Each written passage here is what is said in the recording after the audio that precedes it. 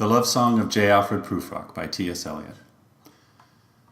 Let us go, then, you and I, when the evening is spread out against the sky, like a patient etherized upon a table. Let us go through certain half-deserted streets, the muttering retreats of restless nights in one-night cheap hotels and sawdust restaurants with oyster shells, streets that follow like a tedious argument of insidious intent to lead you to an overwhelming question. Oh, do not ask, what is it? Let us go and make our visit. In the room the women come and go, talking of Michelangelo.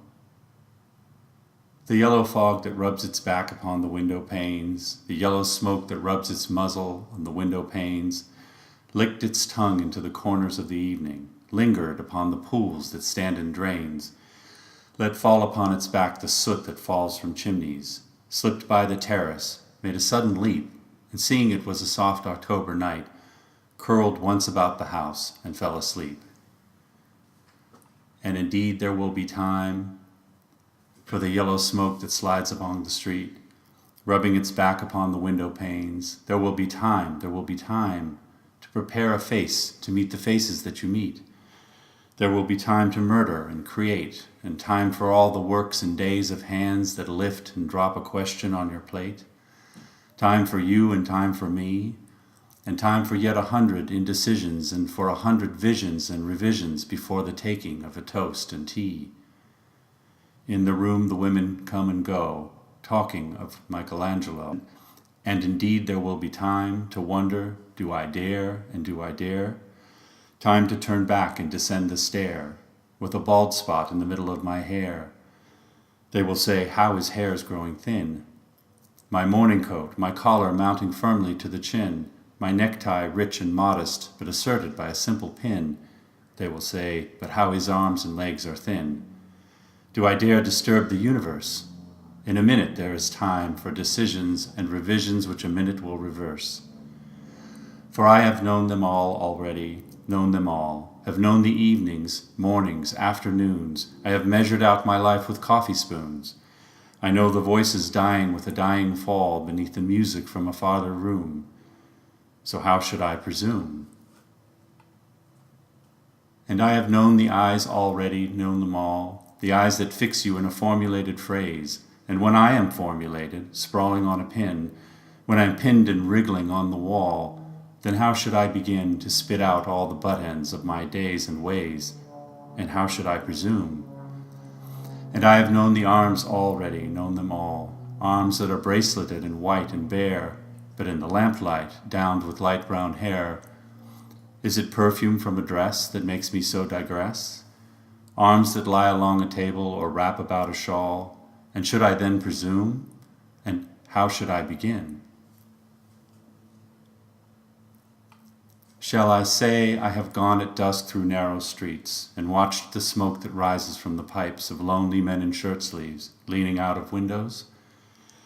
I should have been a pair of ragged claws scuttling across the floors of silent seas. And the afternoons, the evenings sleep so peacefully, smoothed by long fingers, asleep, tired, or it malingers, stretched on the floor here beside you and me. Should I, after tea and cakes and ices, have the strength to force the moment to its crisis?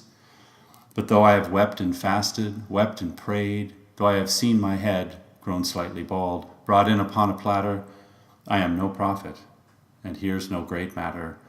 I have seen the moment of my greatness flicker, and I have seen the eternal footman hold my coat and snicker, and in short, I was afraid.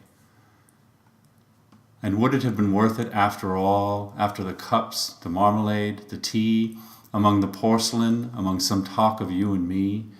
Would it have been worthwhile to have bitten off the matter with a smile, to have squeezed the universe into a ball, to roll it towards some overwhelming question, to say, I am Lazarus, come back from the dead, come back to tell you all, I shall tell you all? If one settling a pillow by her head should say, that is not what I meant at all. That is not it at all. And would it have been worth it after all? Would it have been worthwhile after the sunsets and the dooryards and the sprinkled streets, after the novels, after the teacups, after the skirts that trail along the floor, and this and so much more.